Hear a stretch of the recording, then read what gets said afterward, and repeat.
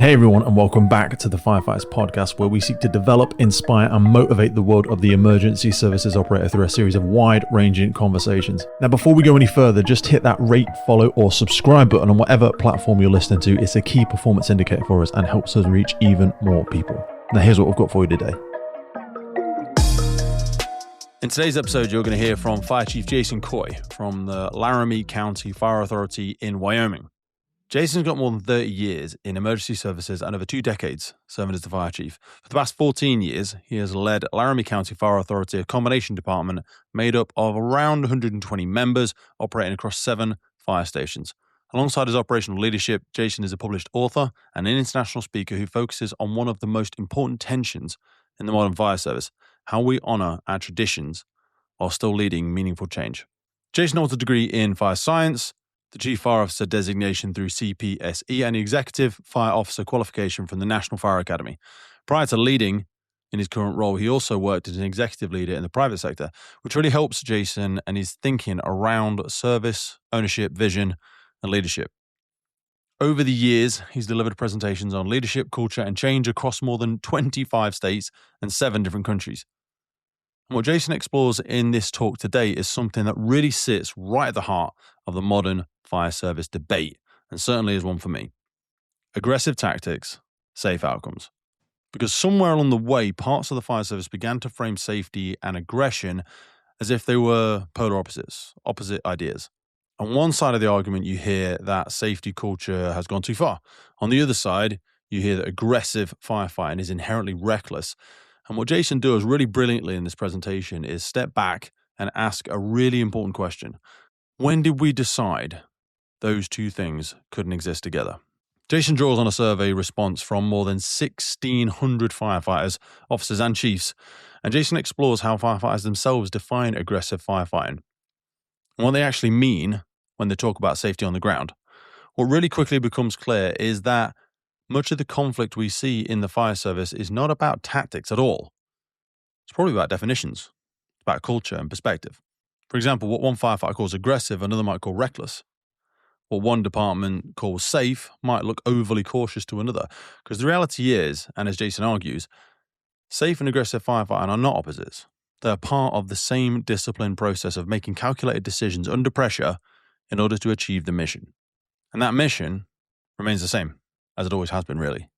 Protecting life, protecting environment, protecting property, and absolutely protecting each other. This presentation was recorded live at the International Fire Instructors Workshop in Australia, which I went to early in 2026. And this is where experienced instructors from around the world gather to challenge ideas, share lessons, and push the craft of firefighter training forward. So what you'll hear includes real-life background noise from the room. Jason's working on a whiteboard at one point during the presentation, so you will see small gaps.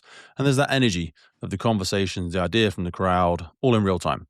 This mini-series is supported by 2 organizations that are helping firefighters reduce the long-term health risk associated with the work all of us do.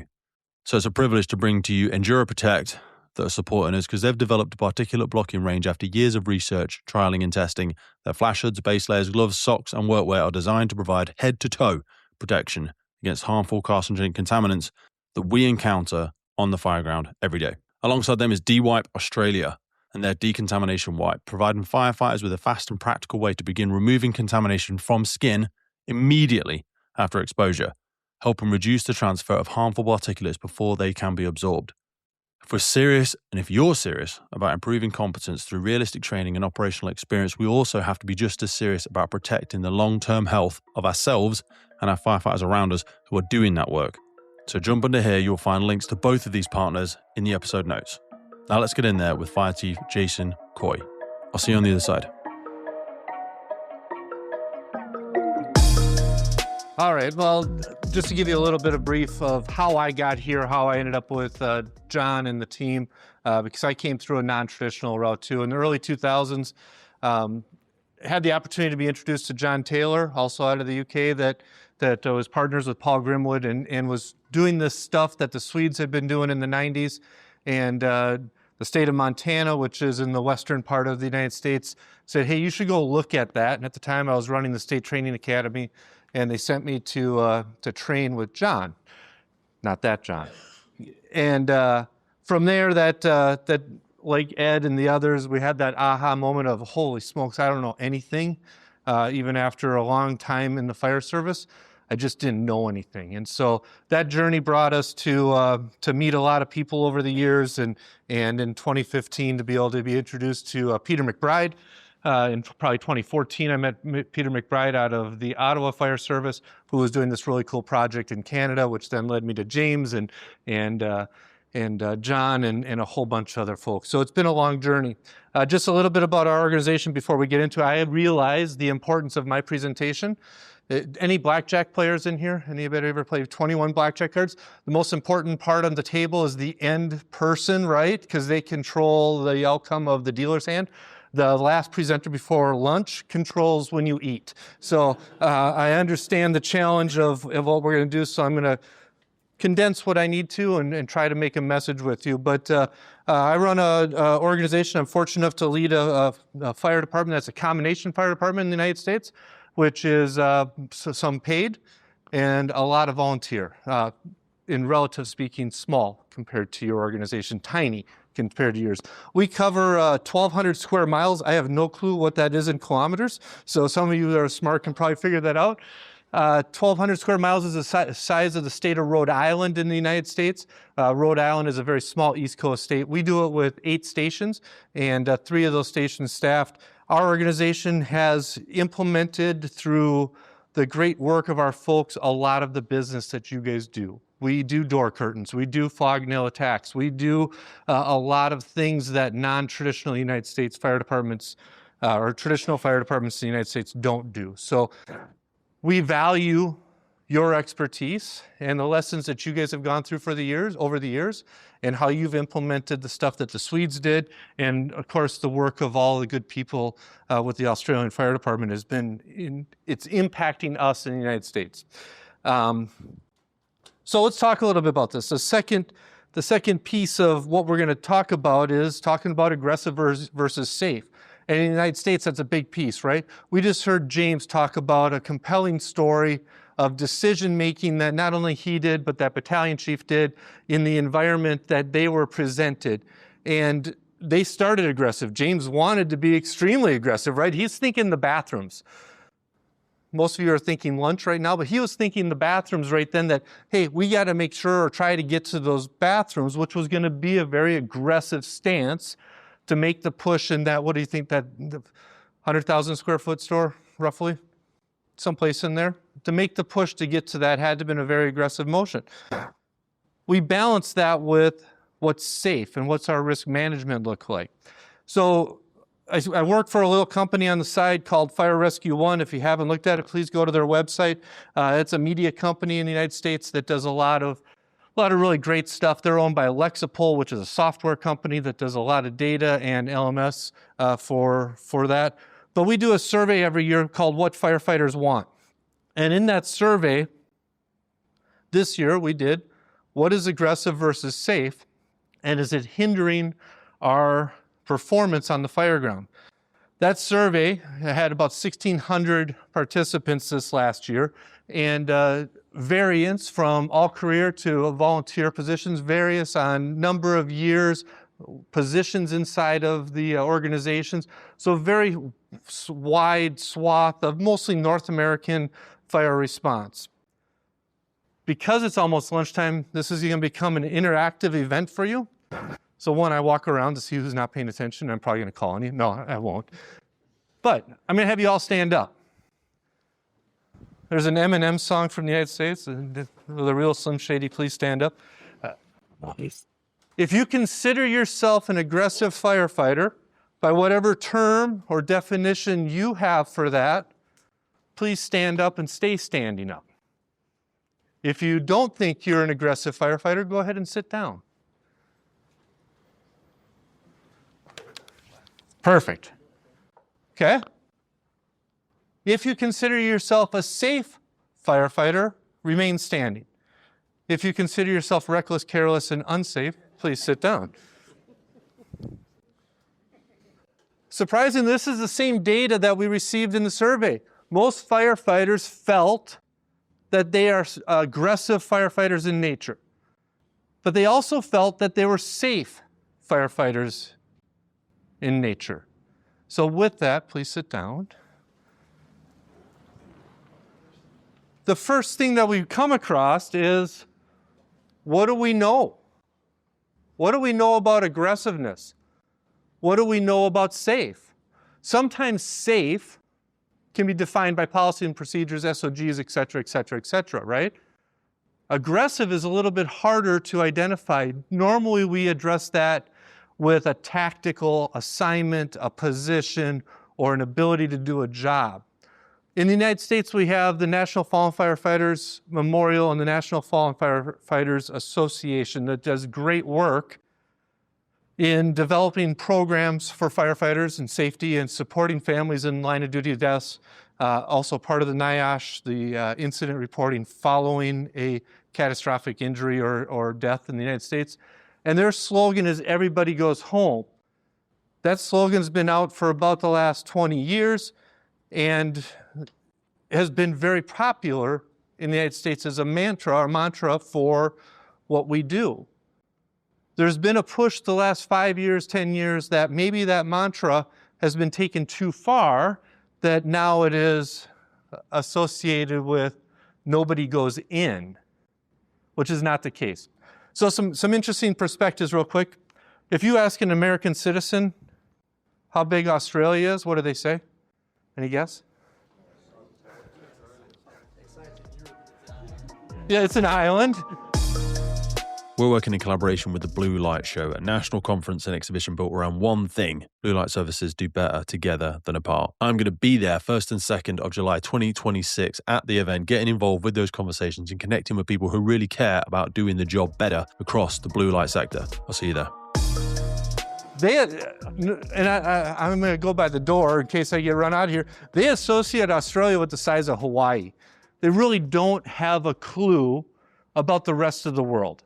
We as Americans don't recognize what the world looks like in many cases, and that's a generality, right? But if you ask them and say that, or you tell them and say, Australia is the size of America and part of Canada, which is just our friendly neighbors to the north, they don't realize it. And so we have to understand that the rest of the world does it a little bit differently than us. So when we start talking about aggressive, we start talking about the mantra of everybody goes home, we have to define what that means. So a couple questions here that we thought were important is, do you consider yourself an aggressive firefighter? 88% of those polled said, yeah, absolutely, I consider myself an aggressive firefighter. Do you consider yourself to be a safe firefighter? 97% of those participating said, yeah, I'm a safe firefighter. But what parameters? What's the grading scale for that is the questions that come to mind. And then do you believe that safety culture and aggressive firefighter can coexist? 95% of them said, yes, we can coexist. So is there a debate? Well, in America, there is absolutely a debate still, okay? Do you have 2 in, 2 out mandated? So if you're going interior operations with 2 firefighters, you have to have 2 people outside exterior? Yes and no, in the sense that the first truck arriving will commence an interior attack, but there's a sense that the second arriving might supply a second light. Yeah. But it's not mandated. Not standard, okay. James mentioned it indirectly in his tactical assignments on the Home Depot fire, that 2 out was them being outside the fire, right? So we are mandated by standards that say, unless there's a life safety risk, you have to keep a reserve of folks exterior. The American Fire Service and NFPA and all those things are great, but we're reactive. We react to incidents, and instead of whittling it down to what truly impacted that incident, we develop policies and procedures to answer the question at the surface. So we had lots of folks getting trapped over the last 50 years in fires interior in the United States, and our answer to it was to say, let's put 2 people outside ready to rescue them. We now know that experiment hasn't really impacted the safety of our firefighters, because the data is showing if you get trapped inside of an interior structure fire, your best chance to rescue is first your own individual skills. Second is the closest unit working in that vicinity not the exterior crew trying to make the push to get to you. So there's just a lot of pieces there, right? So the next question is this. So I got to place a caveat here because my good friend James comes from the state of California, which is where vertical ventilation really, truly is embedded in the United States. So we will differ on that, and we won't have that conversation today. So James, if you want to exit, you can, because I'm sure it makes you hurt. But is this aggressive? Is it efficient? And is it effective? And so the question becomes, your internal ability to see what you do impacts if you consider yourself aggressive or safe. Lightweight construction, very much similar to what I see in all of Australia that I have seen so far. And we have 2 firefighters. Is that fire already vented? And what are they doing on the roof? Venting. Now, they might be more efficiently venting. Tactical view. Yes. They're taking an amazing photo. Absolutely. Absolutely. So how you see your organization impacts your definitions of aggressive versus safe. We don't have clear definitions of that. So today, with a little bit of your help, I'm going to record a little bit of an old school thing. Apparently, I can't call it, what do I have to call this now? Dry erase board. Dry erase board, because what do you call it in Australia? Okay, thank you. California, the 50. What state number are you in the? Anyhow, this cannot be referred to as a whiteboard anymore.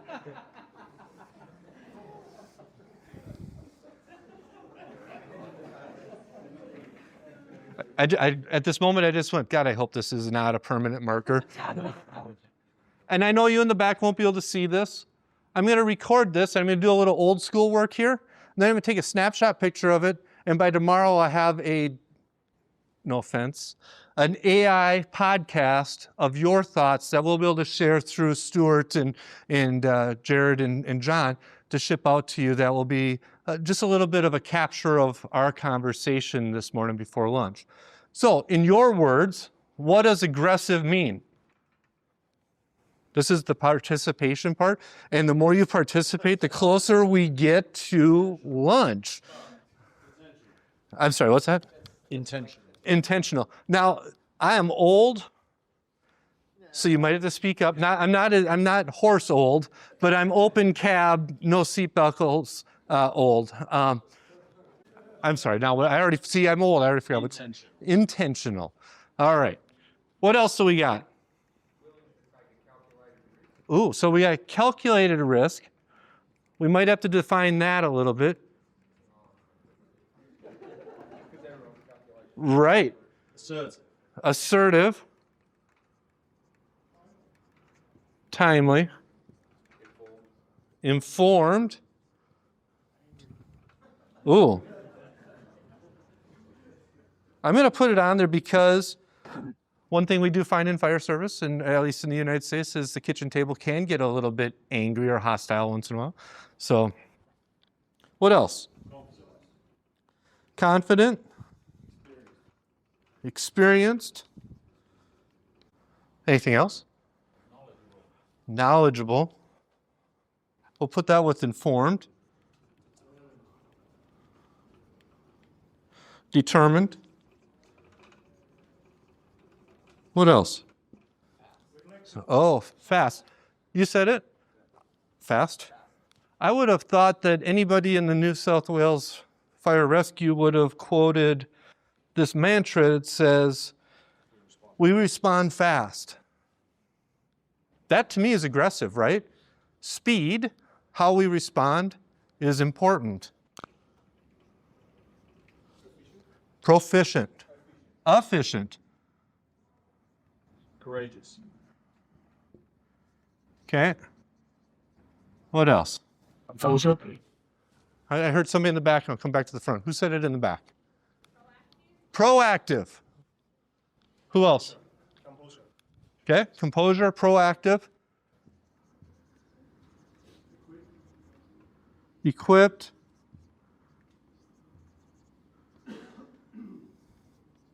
Any others that come to mind? What was that one? Committed, right?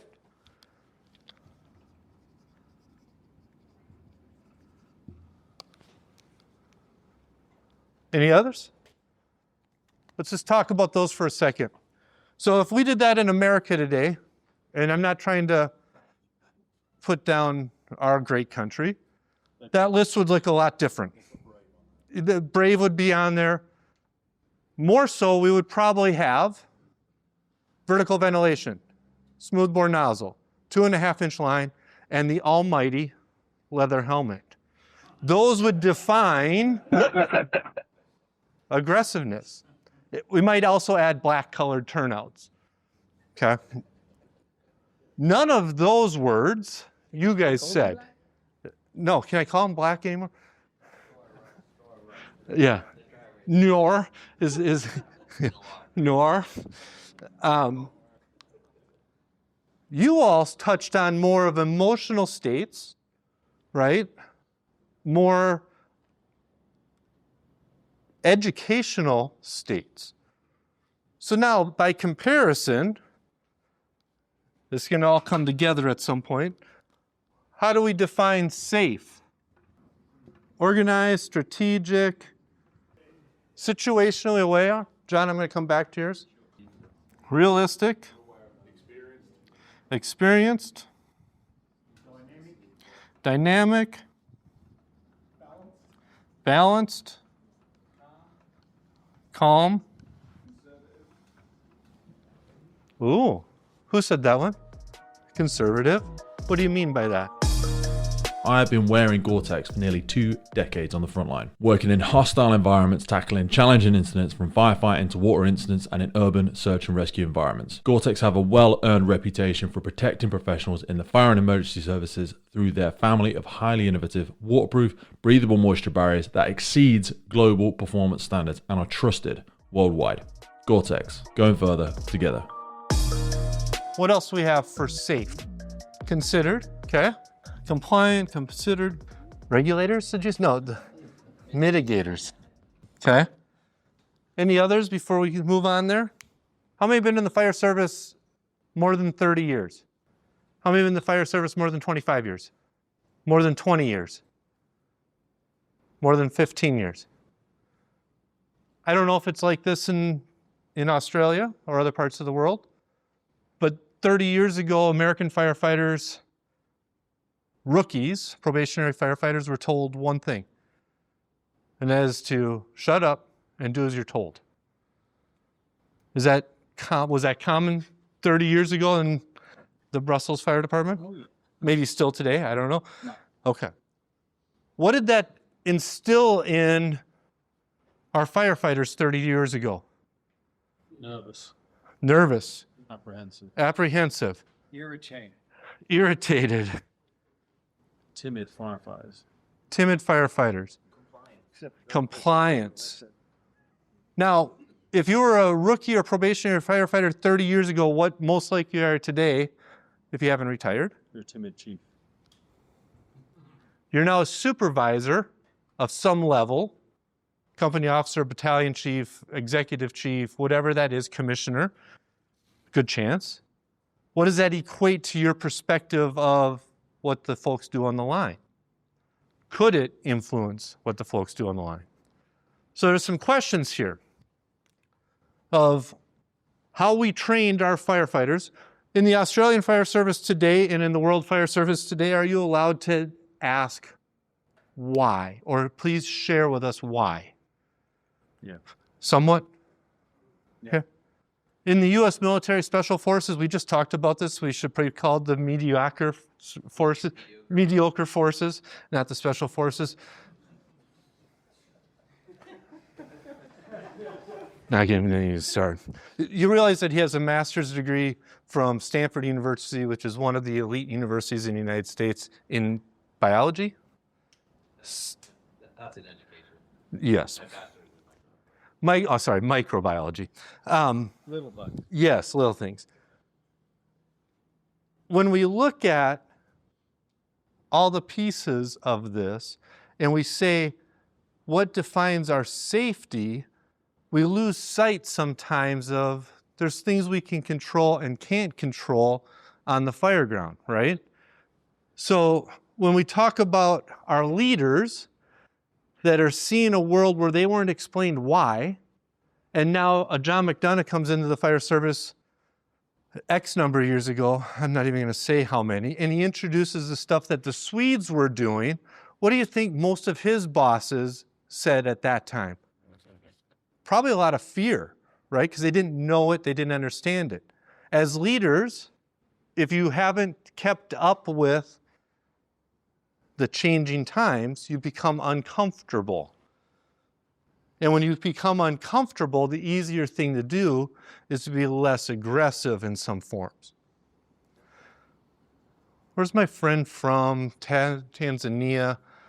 Tasmania. Sorry, Tanzania. Yeah. Where is he?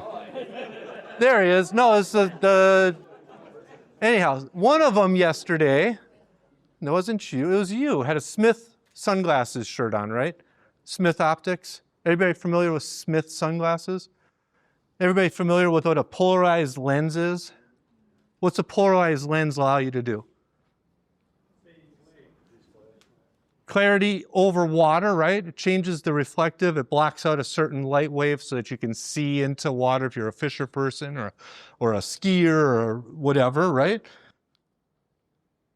Do you think the way us as company officers, chief executive officers, and even firefighters have filters in our lenses, the way we see the world, based off of what influences us?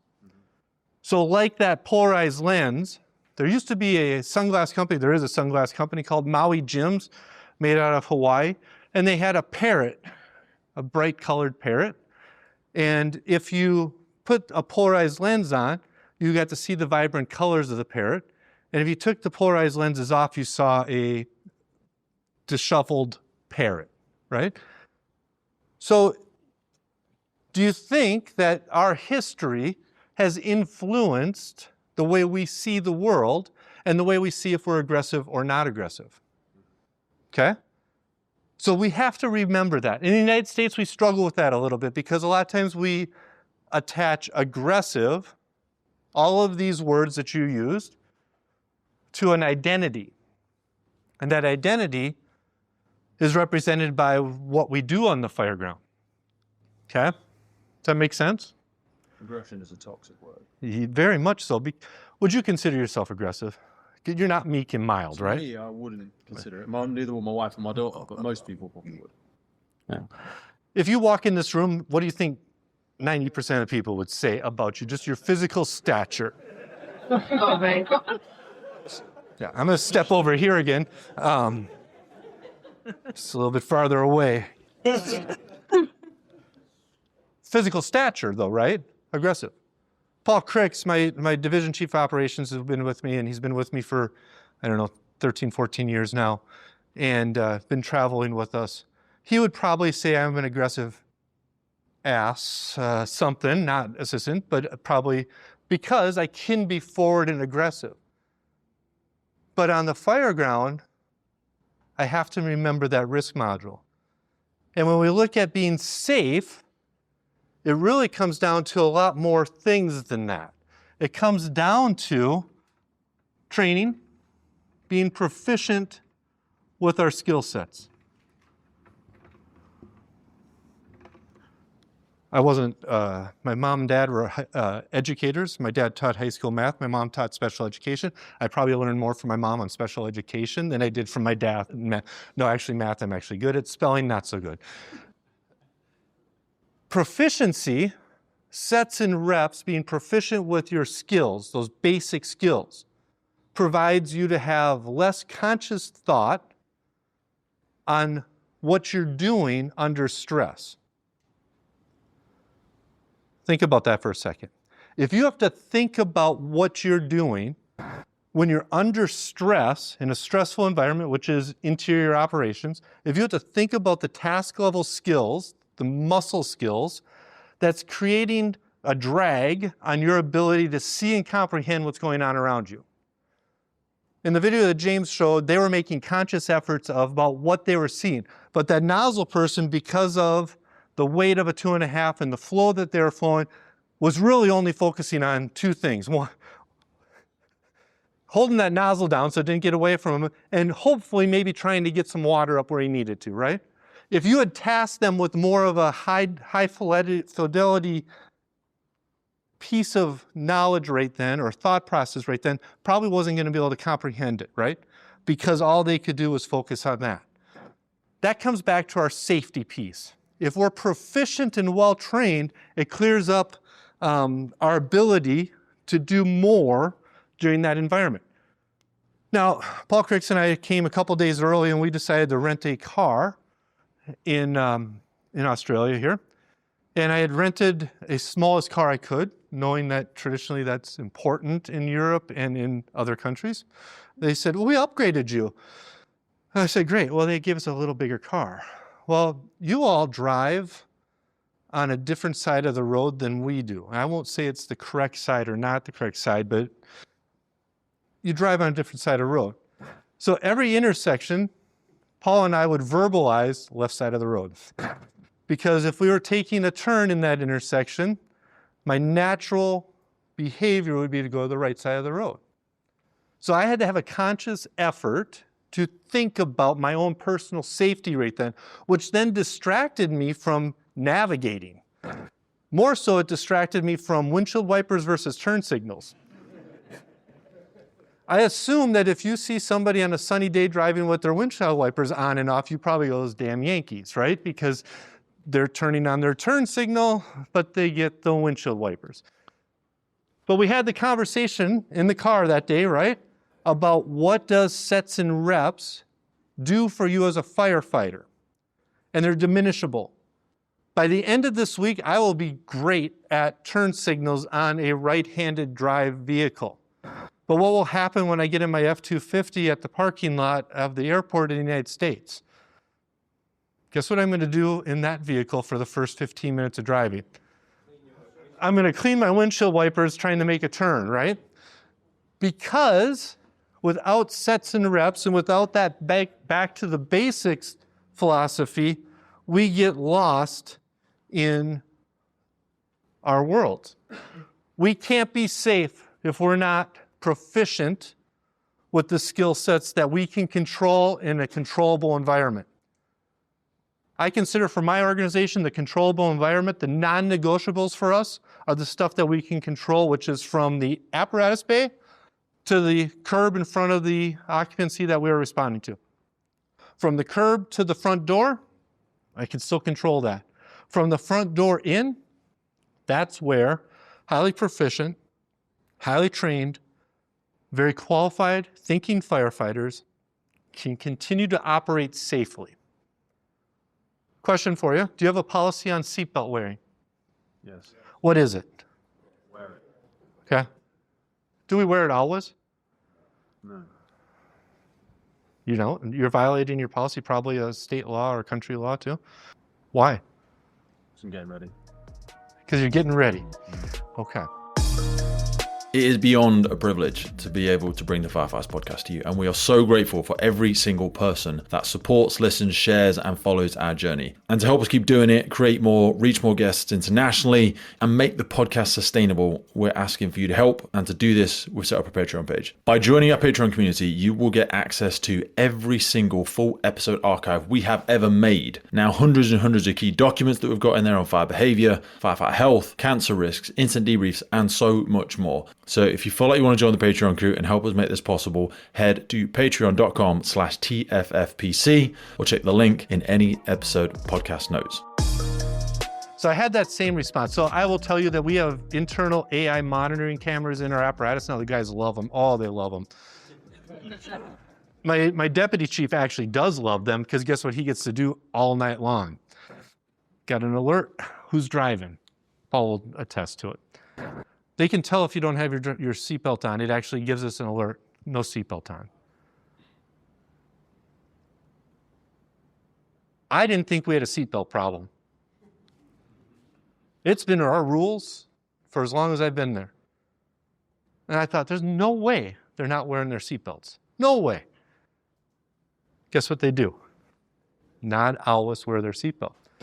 So I did this presentation outside of Denver, Colorado this last year, and I asked them, do you wear your seatbelts? And they said, well, it all depends. And I'm like, on what?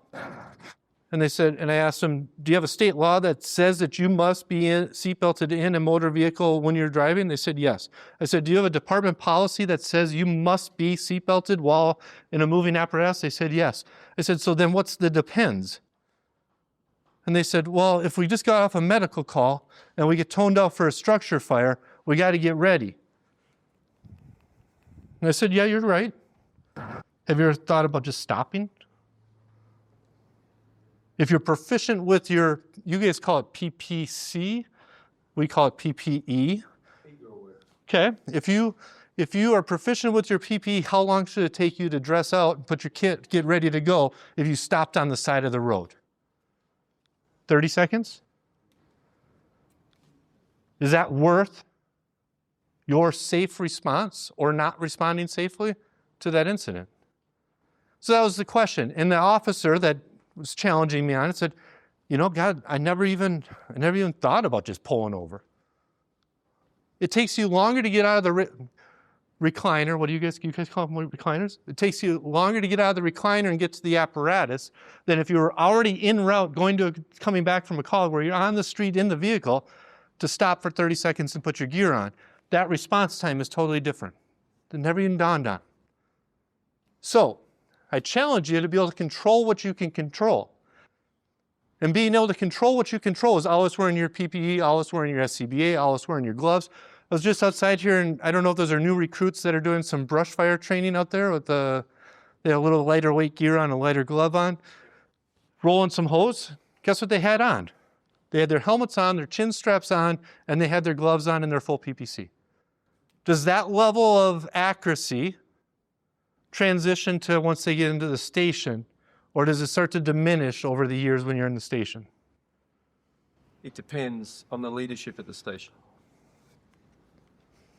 John, you are so smart because all of this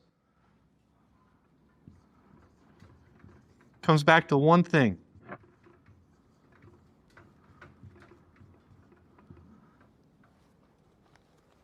You can't see it in the back, but it's leadership.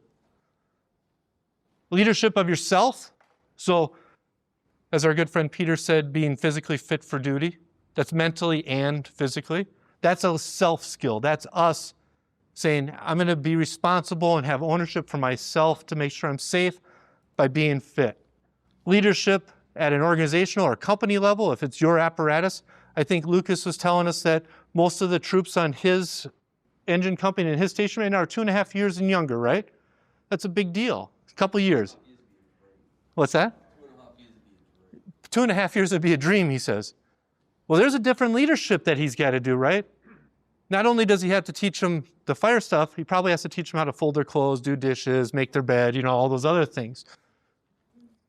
But having leadership skills at all levels of your organizations provides you the opportunity to be safer without impacting any one of the words that you listed for aggressive. Having leadership provides you the opportunity to grow, to be more aggressive, to be more impactful with the tools that you bring to the fireground. Now, if you know our organization, you'll know that we're a little different. John and Ed and Carol and all these folks up here have been to our organization. We are different. But what makes us different and what makes us still aggressive is when we're willing to admit when we're wrong. We're willing to grow from our mistakes.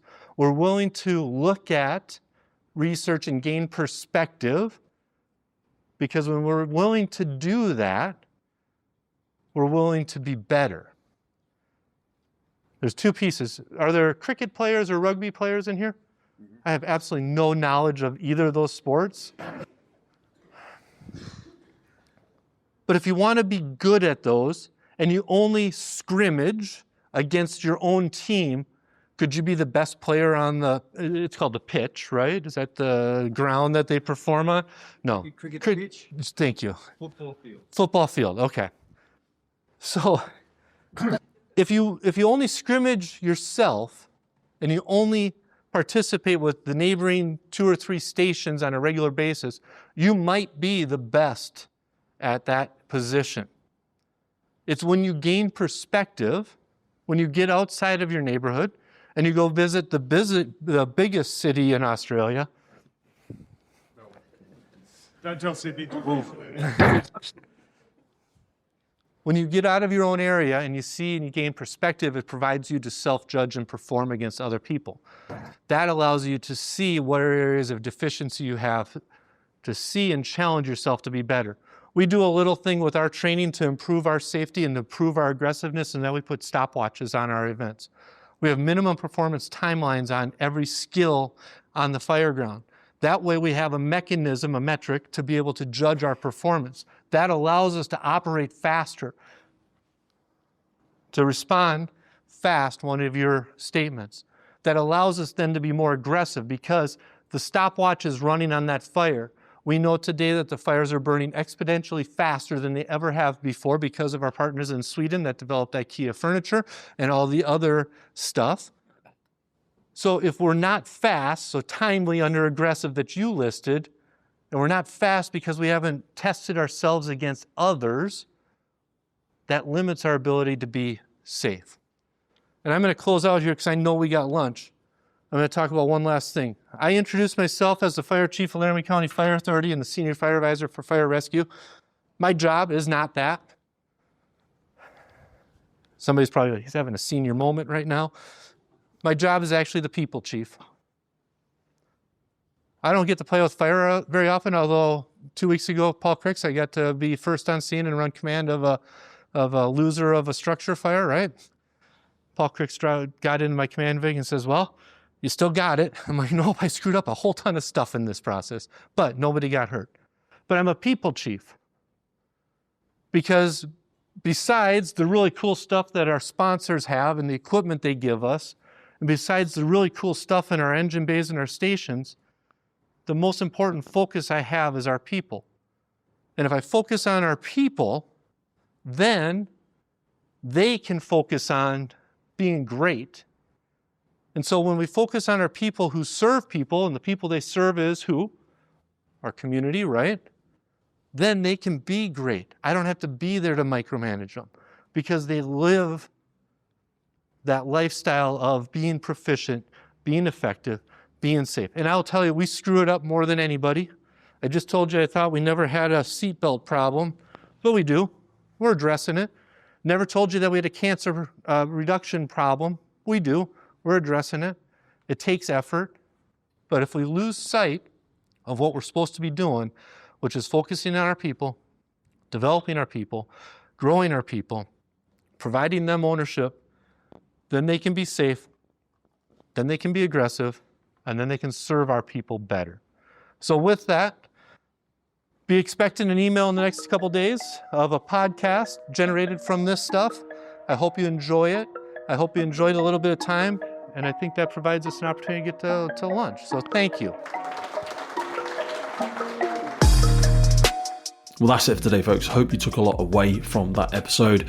We started the Firefighters podcast to develop, inspire, connect, motivate, represent, and most importantly, celebrate the world of incredible emergency services operators and the wider sector through this series of wide-ranging conversations.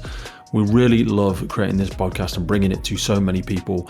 Did you know you can also find these on YouTube? We do a lot of video podcasts now. You can head over to our YouTube page and follow, subscribe there. And as a final ask from us, whatever platform you're on, please rate the podcast. It really helps us as a key performance indicator to reach more and more people. I've been your host, Pete Wakefield. This has been the Firefighters podcast. And wherever you are in the world, please stay safe, be happy, and where possible, please remember and support your firefighters and first responders. I'll see you next time.